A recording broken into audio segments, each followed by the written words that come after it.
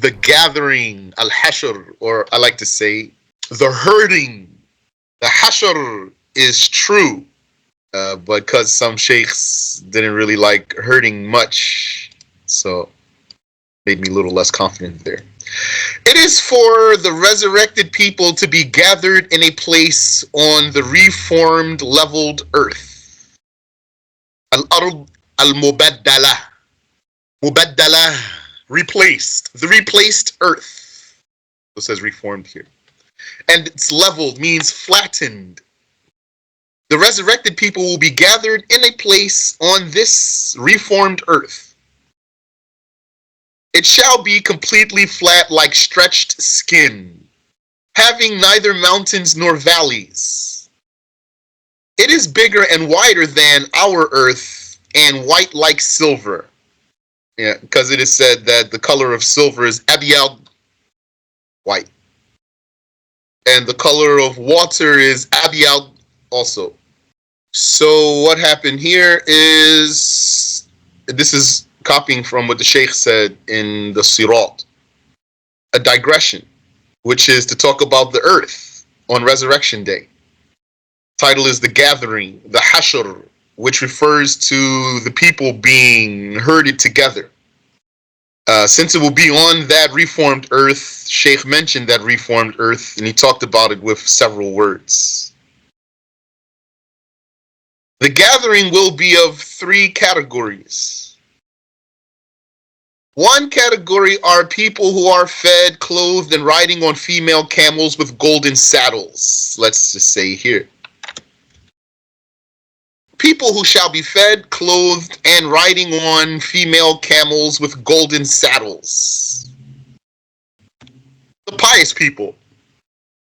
And those who are barefoot and naked. The Muslim major sinners. Those who are gathered and dragged on their faces. The blasphemers. Allah said, يَوْمَ يَقُومُ النَّاسُ لِرَبِّ الْعَالَمِينَ. The day when mankind shall stand for the Lord of the worlds. So this gathering is after the ba'ath. After the ba'ath. This gathering is after the ba'ath, the resurrection itself. So the resurrection is for the decayed bodies to recompose and reunite with their souls and then come up out of their graves. And the bodies that didn't decay will reunite with their souls and come up out of their graves.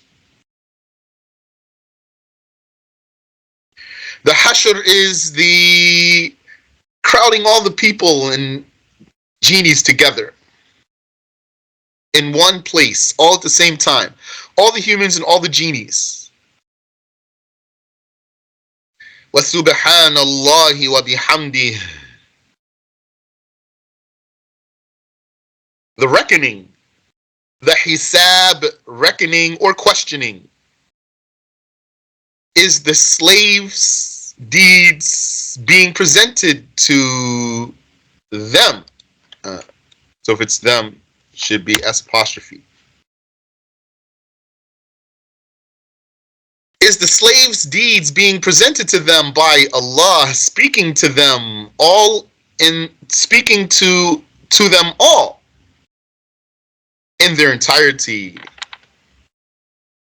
The hisab is the slaves' deeds being presented to them by Allah, speaking to them.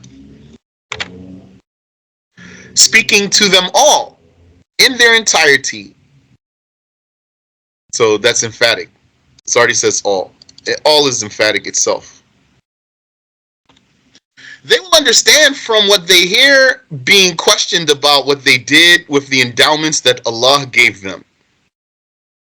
So they hear the eternal speech of God, and each one understands something different, though they all hear the same speech. It's not different from one person to another. The pious believer will be pleased, so pleased that if he could die, he would die from pleasure. blasphemer will not be pleased. He will be disturbed and distressed because he will not have any good deeds in the afterlife. So he will be so disturbed and distressed. Instead, he will be on the verge of death from the despair, but he will never die. Yani, if he could die, he would. But there's no death in the afterlife, as you know, nor is there any sleep. Subhanallah wa bihamdih.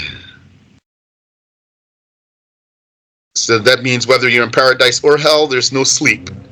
It came in the authentic hadith narrated by Ahmad and At-Tirmidhi.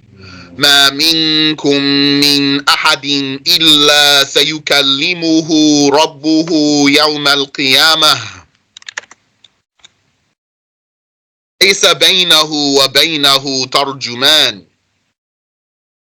There is not one of you but that his Lord shall speak to him on Judgment Day, and there will be no interpreter between them. وَسُبْحَانَ اللَّهِ وَبِحَمْدِهِ. This, by the way, it's clear for you. This comes between chapters and comes between also segments. Sometimes within one chapter comes in between. So it's a barrier, and so you can, if someone were reading it, then he can say some dhikr and get the reward for the dhikr. The books of deeds. Receiving the books of deeds is also called hisab. Whatever was recorded and is relevant to reward and punishment will remain, not be erased, whether an obligation, prohibition, or recommendation. Which, if there is obligation or recommendation documented, then this one is a believer. As for the documentation of prohibition, that's for believers and non-believers. And whatever does not pertain to reward and punishment will be erased, whether disliked or permitted, avoided or indifferent. So those goes back to the 5 judgments. Some scholars have referred that to the saying of Allah, يَمْحُ اللَّهُ مَا يَشَاءُ وَيُثْبِتُ. Allah erases whatever He wills and confirms whatever He wills. So this ayah has numerous interpretations. So some of them said, this goes here, or this issue applies to this ayah. That the angels record every single thing you do while you're alive. And on Judgment Day, some of what you did will be erased because it does not pertain to reward or punishment.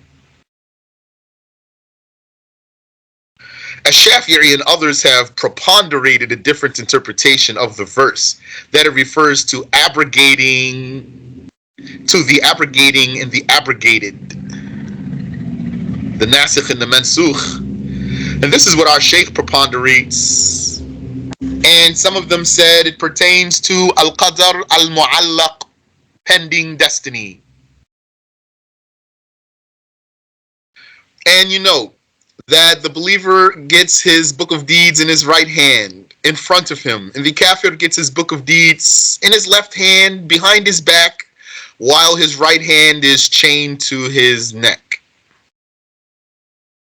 When the believer reads what's in his book of deeds, the good believer, he will be very pleased. And he would offer to others to read his book. He would turn to his family happy. And when the kafir reads what's in his book of deeds, he would say, Ya laytani lam uta kitabiyah. Woe is me, if only I were never given this book. Walam adri ma hisabiyah. And I did not know what being judged for my deeds would entail. I didn't know the severity, the seriousness of being judged for my deeds in the afterlife, etc.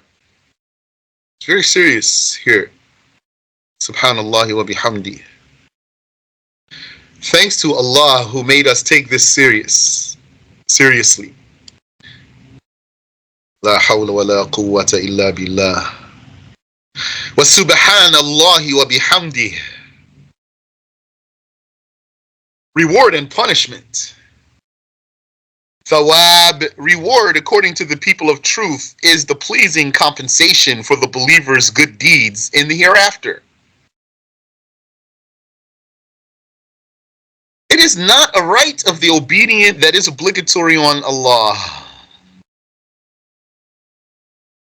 It is merely generosity from Him, and it is the fulfillment of His promise. It's not a binding right, a fulfillment of His promise, because He is truthful. The torture is what displeases the slave on Judgment Day and is not obligatory on Allah to inflict upon the sinners.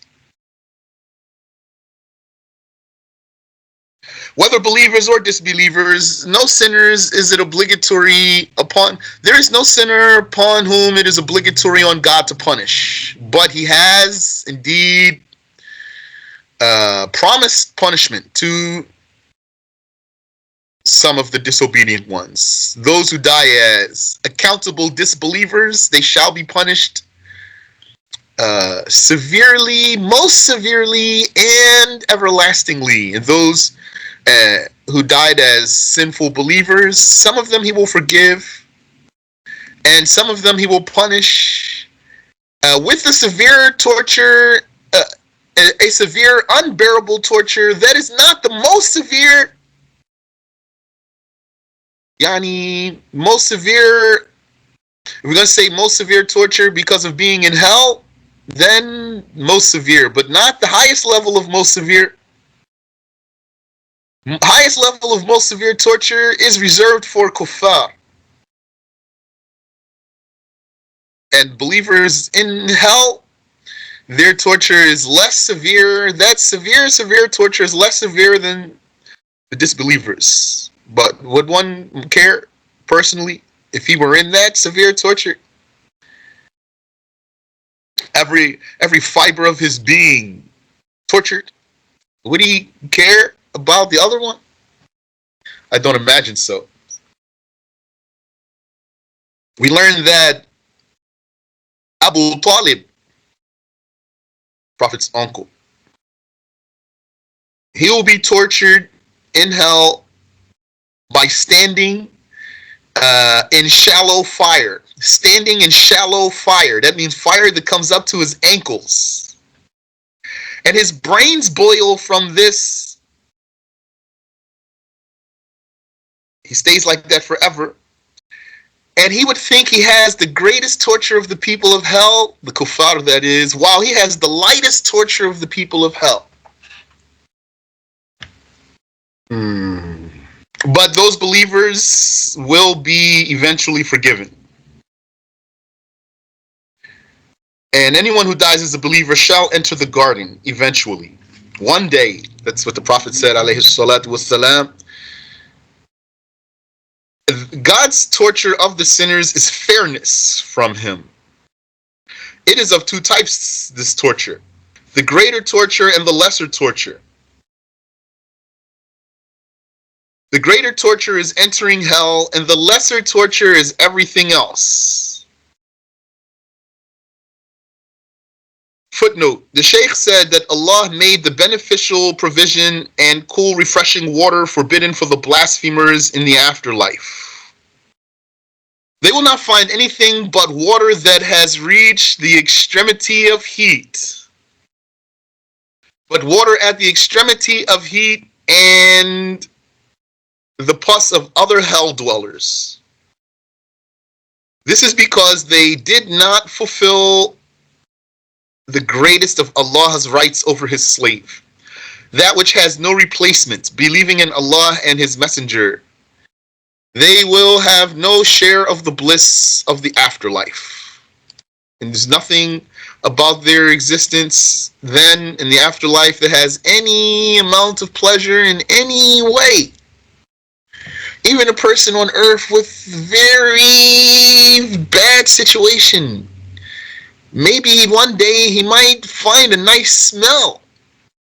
Maybe one day he might see a pretty flower or something. Maybe one day something funny crosses his mind despite his misery and he gets a chuckle. So in hellfire, in the afterlife, kafir has nothing but torture. The greater torture is the torture of hell, and the lesser torture is everything else, like the harm of the heat of the sun on Judgment Day. For the sun will be unleashed on the blasphemers when the pious believers will be under the shade of the Arsh. Like the Prophet sallallahu alaihi wasallam said in the hadith,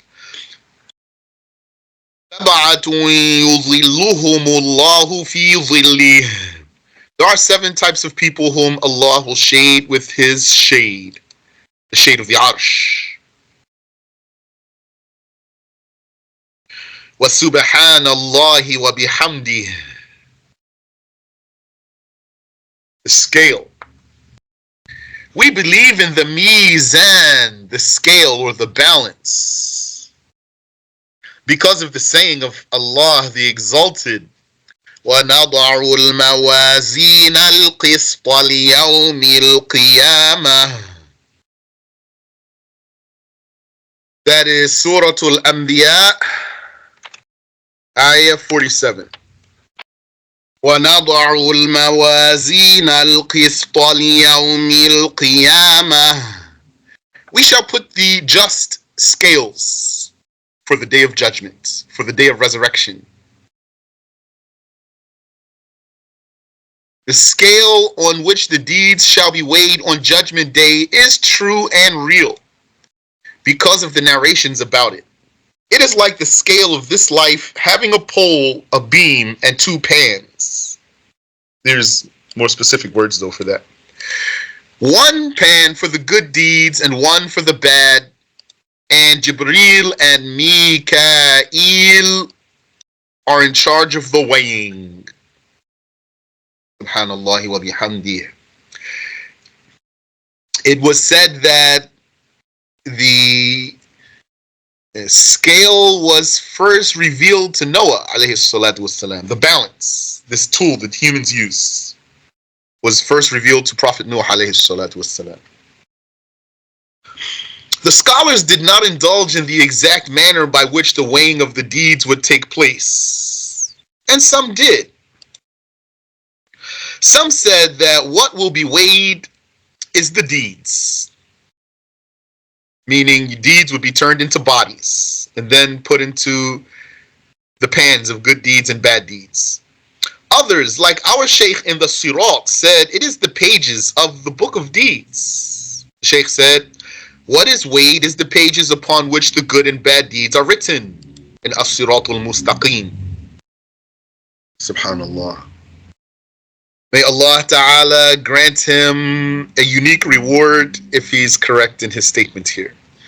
Some said the people will be weighed. Some said the people will be weighed. Some said that possibly all of that could happen, meaning for some like this and for some like that.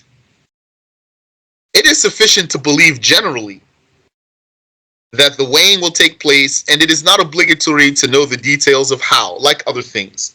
Like you don't have to know how's the Arsh, how's the Kursi, how's the Lawhul Mahfuz, what's definitively is the tafsir of Al-Istiwa.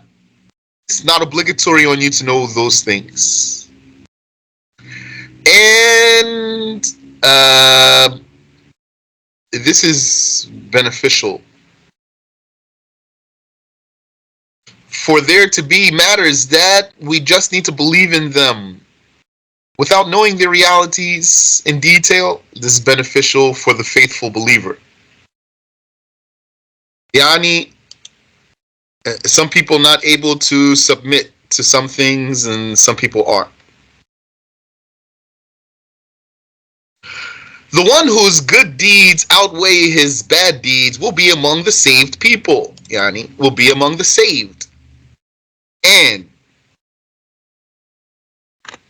he whose good deeds and bad deeds are equal is also among the saved. However, his status is lower than the first and higher than the third.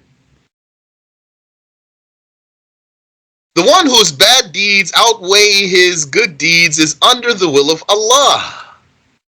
If Allah willed, He will torture him. And if He will forgive him. Because he's a believer. As for the blasphemer, his pan of bad deeds will be weighty, meaning will be heavier than the other pan. And there will be no other situation. Because he will not have any good deeds in the hereafter. He will have been fed for his good deeds in the present life. He will have been fed for his good deeds in the present life. That's all the kafir will get.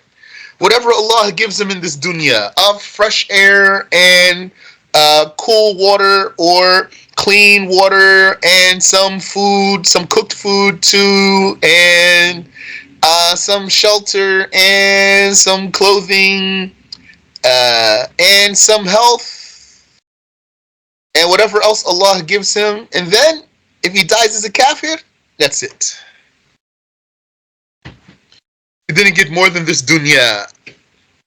And whatever sins he did, he enjoyed himself in this lifetime, and then that's it. وَسُبْحَانَ اللَّهِ وَبِحَمْدِهِ. The intercession.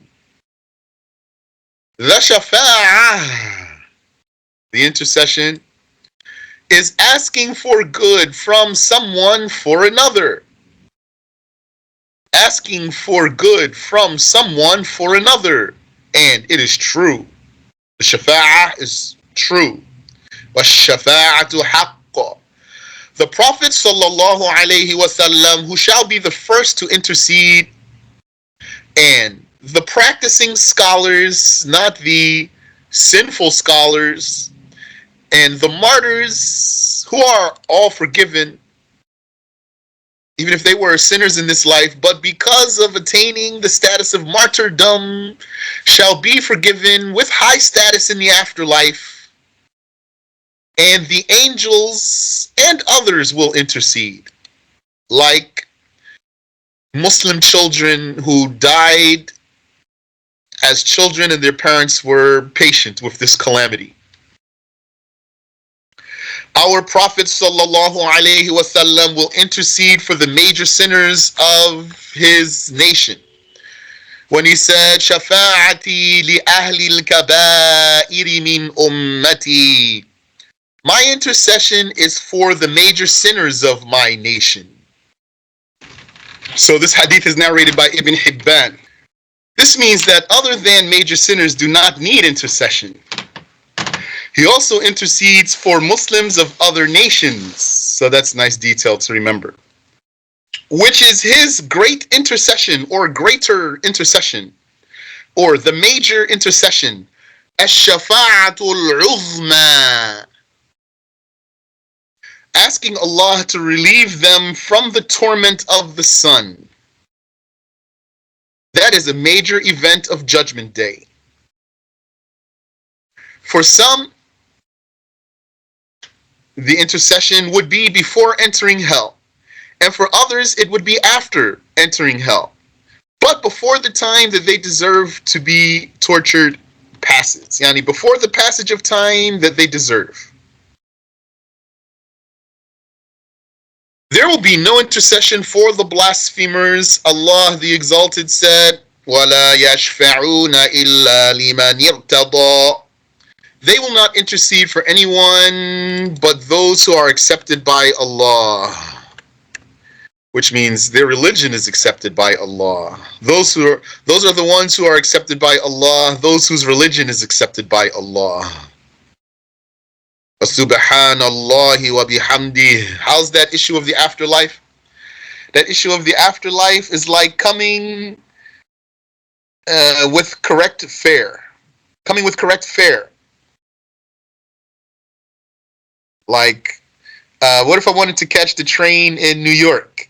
Can I bring um, can I bring tokens or pass from Philadelphia to use on the New York train station? Can't. This is unacceptable. The fare is unacceptable. How's the case of the afterlife? You must come with correct fare, قد يقال, which is come with the right religion. وَسُبْحَانَ اللَّهِ وَبِحَمْدِهِ. So you could see also here, all of this is very summarized. We could put more information in there. It would be nice too. But how many pages is the book now? 489 pages. That's a nice hefty book there. Yani, or if it's like 480 pages, take off table of contents and stuff at the back.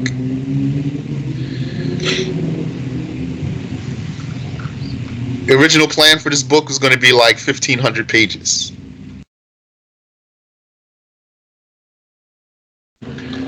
At one point, I got up to 800 something pages. And then that's when I decided that's a lot. So let me shave it down from here. And so far, it's at 489 pages. The bridge.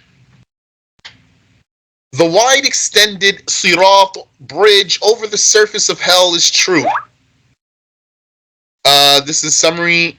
Yeah. With the meaning of it's like just shaved down, and then a lot of it was put into footnotes. Part of the reason why it's less pages because the footnotes have smaller font, so it shrinks the pages down. But it's a lot of footnotes. If the footnotes were as big as the text above, it's going to be many more pages. You're welcome. But I tried to keep all the information that was in there. The wide extended Sirat bridge over the surface of hell is true. One of its edges is at the reformed earth and the other falls before, let's say, the land of paradise. So that means paradise is somewhere above the seventh heaven. And this paradise has its own ground, or its own landing, or its own land, if you want. Also, hell has its own ground. But the people, they don't get into hell from the bottom, they get in there from the top, and they go down towards the bottom. So this bridge goes from the reformed earth to the land of paradise. That means not right to the door of paradise. Before you get into paradise, after you cross the bridge, there's still the basin to drink from. So you're going to drink from that basin before you get in there. Insha'Allah ta'ala. And it is narrated that this bridge is slippery. It did not come as a hadith of the Prophet sallallahu alaihi wasallam that this bridge is sharper than a sword and thinner than a hair. It's not a prophetic hadith. Like what Muslim narrated from Abu Sa'id al-Khudri, he said, it reached me that it is thinner than a hair and sharper than a sword. So that's not a confirmed hadith of the Prophet sallallahu alaihi wasallam. Instead, it is wide. Nothing more is meant by that but that its danger is great. Nothing more is meant by saying that it's thinner than a hair and sharper than a sword. It doesn't mean anything more than that it is very dangerous. It doesn't mean to deny the width of the bridge. Because the ease or difficulty of passing over it is by the obedience and the sins. That's what makes it dangerous. And none knows the limits of that except Allah. All of the creations will come to it. All of the creations will come to the bridge because of the saying of Allah Tabaraka wa Ta'ala, وَإِن مِّنكُمْ إِلَّا وَارِدُهَا. There is not one of you but that he will come to it. There has been difference about the interpretation of the wurud, the coming. The warid is the person who has wurud, coming, approaching. There's no difference. There has been a difference about how to explain this coming. Because there is not one of you but that he will come to it. What's it here? It is hell. Yani, this ayah is proof for the bridge. وَإِن مِّنكُمْ إِلَّا وَارِدُهَا. Doesn't mention the bridge by name here. There is not among you but that he shall come to it. Come to what? Come to hell. This is a proof of the bridge. Because this is how to explain the ayah. He comes to hell by coming to the bridge that goes from the reformed earth to the land of paradise. So that's how he comes to hell. If he doesn't cross the bridge, he's going to fall into hell. If he crosses the bridge, then he won't fall into hell. So there has been difference about the interpretation of the wurud, the coming, that's mentioned in the verse. What verse is that? Surah Maryam, ayah 71. Some said it is dukhul. This coming means entering, entrance into hell. Some said it is murur, passing by hell. What is correct is that this coming has two different cases. It's not only one or the other. It's entrance into hell as well as merely passing by. The blasphemers and some sinful Muslims shall come to the bridge, slip and fall into hell, and some will come to it and pass over in its air, or pass over it otherwise. You say, I'm trying to imagine this. Paradise is above the reformed earth, and hell is below the reformed earth. That is right. Is that right? And the bridge reaches between paradise and earth? Yes. And hell is much bigger than the earth, though. So it's not just that the hell is just right under the earth, but hell is so much bigger than the reformed earth. He said that's why people can fall into it. Yani, remember, the whole earth is going to go into the hell. The entire earth will go into hell. After Judgment Day, the whole earth and the sun and the moon will go into hell, thereby increasing the fuel.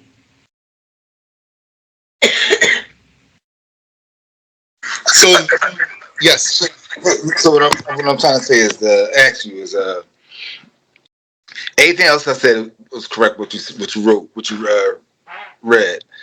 But is the earth, the reformed earth, is still there while people crossing over the bridge and they fall into hell? Is the earth, reformed earth, is still there? Yes. Not into hell yet. Yes, not into hell yet. That's what I'm asking. Okay. Yeah, not until all the people are off. When all the people are off of the earth, then the earth will go into hell. Okay, that's what I was asking. Barakallahu feek. Ameen wa feek. Subhanallah wa bihamdihi. So, what is correct is that this coming has two different cases. Entrance into hell as well as merely passing by. The blasphemers and some sinful Muslims shall come to the bridge, slip and fall into hell. Some will come to it and pass over the bridge in its air. Pass over the bridge in its air. Some as fast as a lightning bolt, and some as fast as the blink of an eye. It came in the authentic hadith that their deeds will make them run over the bridge. Their deeds will be the power of their stride. So, not just in the air over the bridge, also actually running over the bridge, or walking over the bridge, or crawling over the bridge. Each person experiencing what he experienced, and maybe a person is horrified right there, he doesn't know if he's going to make it or not. Subhanallah wa bihamdi. All of this is taken by its apparent meaning with no other explanation. I have a footnote here. It is not far-fetched that some individuals will pass over the bridge without stepping on it, because the one who keeps the sky in its place without it hanging from anything or being dropped or being propped up by a pillar, and subjugates the heavy clouds between the heavens and the earth, upon which is the water of seas. The water of seas is on those clouds. He is able to make those people pass by hell in the air over the bridge. Yani the one who made the heavens suspended. It's not hanging from something and it's not sitting up on something. And the clouds also, they're not hanging from something and they're not suspended on something. This one has the power to enable the people, the God-fearing, good-standing people on Resurrection Day to cross the bridge in its air. Subhanallahi wa bihamdi. And don't forget, while they're on the reformed earth, a portion of hell will be brought forth to them. The Prophet ﷺ said, a portion or a segment of hell will be pulled by 70,000 reins. Each rein is pulled by 70,000 angels. That equals more than 1 billion angels. So those are just pulling a segment of hell towards the reformed earth. The basin, the Hawd basin, or maybe lake, in which Allah has prepared a drink for the people of paradise, is true. It could be said that it already exists. It is presently existing, like paradise and hell are presently existing. They drink from it before entering paradise and after passing the bridge. That's the saying that our Shaykh teaches us. Some scholars said the basin is before crossing the bridge. For our Prophet sallallahu alaihi wasallam, there is a basin to which his nation comes exclusively. Only for the nation of Muhammad, no other nation will come to it, although some of them will try. And the Prophet sallallahu alaihi wasallam, he shoos away people who are not from his nation who want to get to his basin, and he makes them not go to his basin. Or redirects if you want. Its length is a walking distance of a month, and its width is similar. So month by a month, very large. So it's like ocean. In number, its cups are like the stars in the sky. Its drink is whiter than milk, sweeter than honey, and more fragrant than musk. Allah has prepared a basin for every prophet, and the biggest is that of our Prophet sallallahu alaihi wasallam. The Prophet sallallahu alaihi wasallam said, "Inna hawdi ab'adu min aylata min adan." Surely my basin is further than from Ayla to Adan. From Ayla to Adan. Ayla is a city on the shore of Asham, and Adan is a city in Al-Yemen. Yes. Anyone know what's that town, Ayla? Which town is the town of Ayla? 5, 4, 3, 2, 1. Ayla is the town where the people who violated the Sabbath were turned into pigs and monkeys. Inna hawdi ab'adu min Aylata min Adan. Surely my basin is further than from Ayla to Adan. Lahu ashaddu bayadan min al-thalj. It is certainly whiter than snow. Wa ahla min al-asali bil-laban. And sweeter than honey in milk. That's tasty. وَلَآنِيَتُهُ أَكْثَرُ مِنْ عَدَدِ النُّجُومِ. Its cups are more numerous than the stars. وَإِنِّي لَأَصُدُّ النَّاسَ عَنْهُ كَمَا يَصُدُّ الرَّجُلُ إِبِلَ النَّاسِ عَنْ حَوْضِهِ.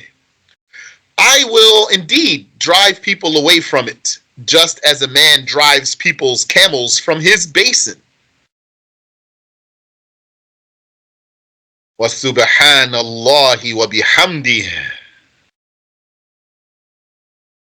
Paradise, Al-Jannah, paradise or the garden, is true. It is also called Al-Husna, the best or the nicest. It is obligatory to believe that it is presently created, physically above the seventh sky, disconnected from it.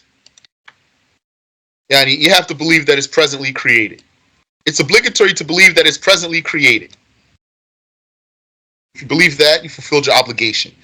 It is physically above the seventh sky, disconnected from it. Its ceiling is the Arsh of Ar-Rahman. The Arsh of Ar-Rahman. Because that's what it's called in the hadith. وَسَقْفُهُ عَرْشُ الرَّحْمَنِ. Its ceiling is the Arsh of Ar-Rahman. Ceiling means like how the sky is to the earth. Which is, how is the ceiling to the floor? But if there wasn't any walls, then the ceiling would just be suspended. So that's how the sky is to the earth. There's nothing to hold up that ceiling. And also, that's how it is the Arsh compared to Al-Jannah. So the Arsh is like the sky for Al-Jannah. It has chandeliers underneath. There's birds who live in those chandeliers. The Messenger of Allah sallallahu alayhi wasallam said about its description, هِيَ وَرَبِّ الْكَعْبَةِ نُورٌ يَتَلَأْلَأ. I swear by the Lord of the Kaaba, it is full of brilliant lights. Or is. Yeah, or. It is. I swear by the Lord of the Kaaba, full of brilliant lights.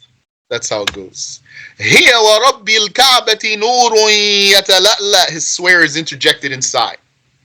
It is, I swear by the Lord of the Kaaba, full of brilliant lights, shining lights, shimmering, يَتَلَأْلَأ.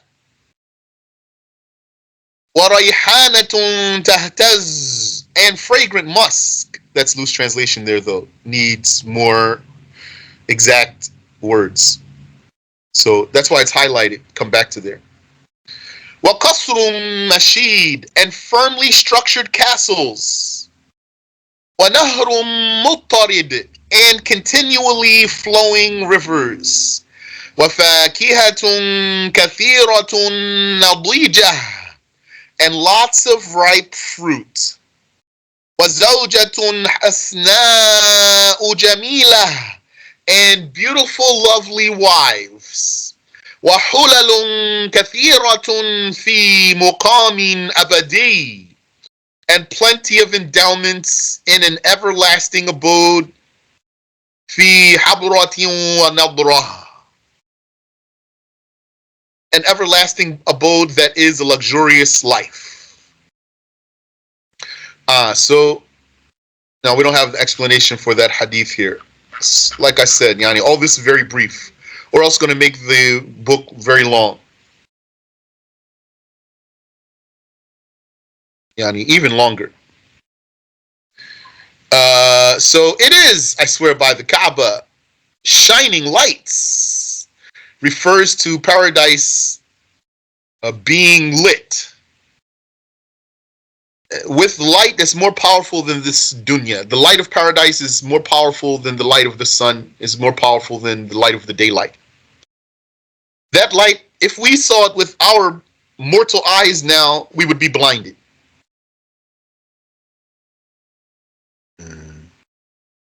And is full of fragrant musk, yani having plants that are very fragrant. وَقَصْرٌ مَشِيدٌ, and firmly structured castles. They have all sorts of buildings there. They have tents there in paradise, and houses and castles.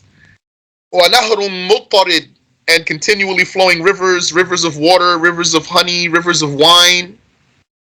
And lots of ripe fruit, all sorts of fruits, fruits that you knew from the dunya and fruits that you never knew before. And the fruits that you knew from the dunya, you just know their names from the dunya. You would see it in paradise and you would say, for example, that's banana, that's apple, that's grape or something.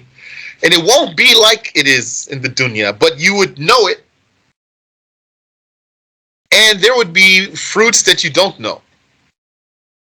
And some of the scholars said, the benefit of there being fruits there that you know is that the human being likes what's familiar. And so that's part of his pleasure, to see what he recognizes. And those fruits are always ripe. As soon as you pluck one, another one grows back. وَزَوْجَةٌ حَسْنَاءُ جَمِيلَةٌ, and nice, beautiful, lovely wives. All of the women of paradise here, yani, there's two types of wives there. There are the human wives, and there are the wives from Al-Hurul Ain. Both of them fall under this category of being beautiful and nice. And the human woman, who's God-fearing woman, is going to have higher status than one of those women from Al-Hurul Ain. And all of us, Allah gives the men and the women new bodies in paradise. And everyone will be in there 33 years old, as tall as Adam and as beautiful as Yusuf. Alayhi salatu wassalam. Alayhi salatu wassalam. And so also the husbands are going to be beautiful. وَحُلَلٌ كَثِيرَةٌ فِي مُقَامٍ أَبَدِيٍّ, and plenty of endowments in an everlasting abode that is a luxurious life. And there's so much that can be said there. This hadith is narrated by Ibn Hibban. Its beautiful people shall have the appearance of their father Adam, 60 cubits tall by 7 cubits wide, without body hair except the head, eyebrows, and eyelashes. Only hair on their bodies is head, eyebrows, and eyelashes, so that their beauty will not be hidden.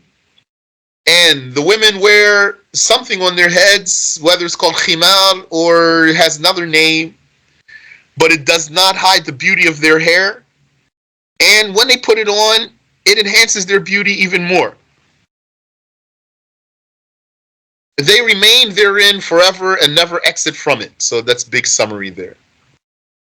وَسُبْحَانَ اللَّهِ وَبِحَمْدِهِ. Yeah, no more beards. No mustache, no beards. MashaAllah. Subhanallah wa bihamdi. Wearing robes, yani silk, and sandals, and having jewelry, bracelets, sitting in luxurious seats that go up high or even fly around, and all sorts of things. Riding animals, and eating delicious food, and having drinks, and having servants, and not doing anything but enjoying themselves only. No obligations to do. Only enjoying themselves. Going wherever they want, visit the Prophet sallallahu alaihi wasallam, or visit, let's say, Adam and Eve, or who they want.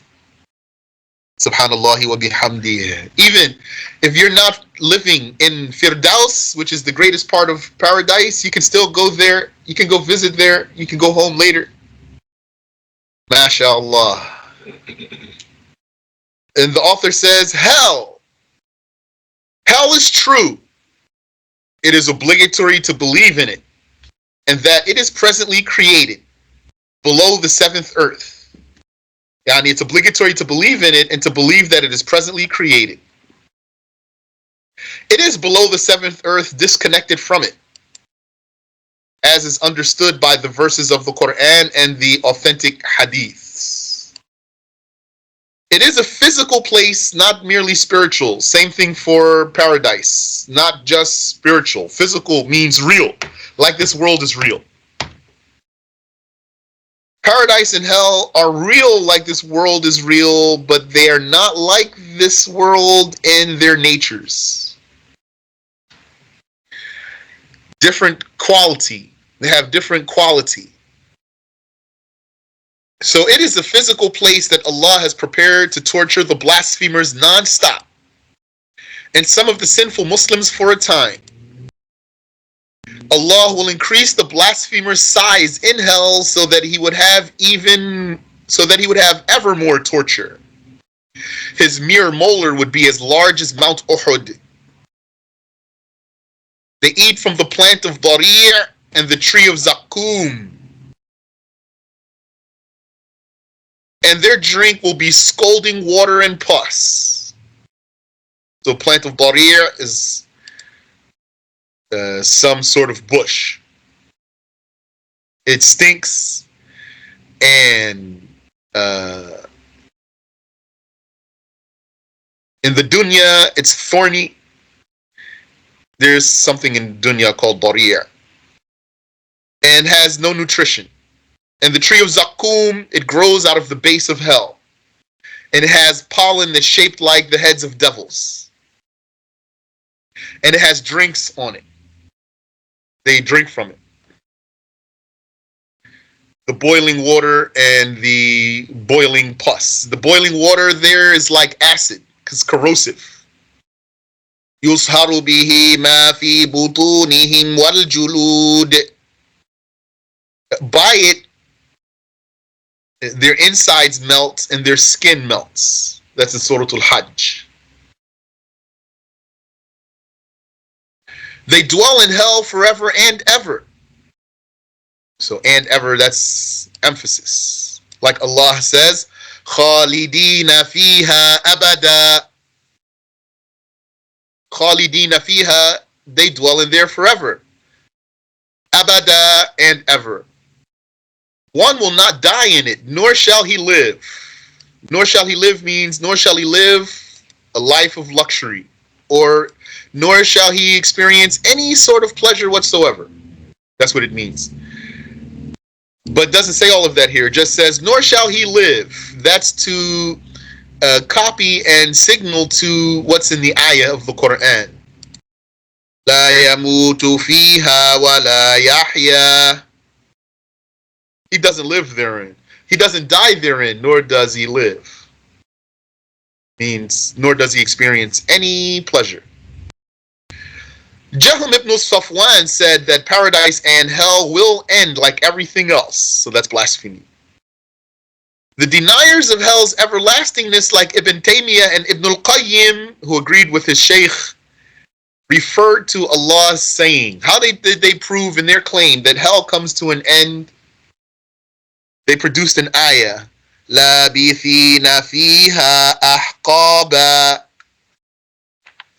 They will be in it. They will dwell therein for ages. So they inferred from this ages that ages is limited time. This is Surah An-Naba, ayah 23. They said the huqub, the age, is 80 years. And the ahqab, which is what's in the ayah, لَابِثِينَ فِيهَا أَحْقَابًا. They said ahqab is a broken plural for counting from 3 to 10. Therefore, they will be in hell for limited ages, not for unlimited ages. This is blasphemy, this talk here. The answer is that such a plural can be used for counting more than 10. There's not proof here to say that it doesn't go more than 10. The meaning of the verse is merely that whenever an age is over, another shall begin. Meaning, in hell, they experience an age. That means there's some torture during this time. And then when that age comes to an end, the new age comes, so it means there's new torture with this new age. And so on without end. They're saying that hellfire comes to an end, and that alone, that's blasphemy, and then trying to justify that by perverting the meaning of this ayah. It is a great infraction that opposes explicit verses. Yani, their interpretation is not correct because it goes against other verses. You have to put all the ayahs together. Such as, إِنَّ اللَّهَ لَعَنَ الْكَافِرِينَ وَأَعَدَّ لَهُمْ سَعِيرًا خَالِدِينَ فِيهَا أَبَدًا لَا يَجِدُونَ وَلِيًّا وَلَا نَصِيرًا. Allah surely has damned the blasphemers. He cursed them. That means He banished them from goodness. And He has prepared for them an inferno. Flame upon flame. They will be in it forever and ever. They will not find any friend or supporter. Yani, here. Not finding any, let's say, ally. Not finding any ally or defender. لا يجدون وليا ولا نصيرا. Not finding any ally nor defender. وسبحان الله وبحمده.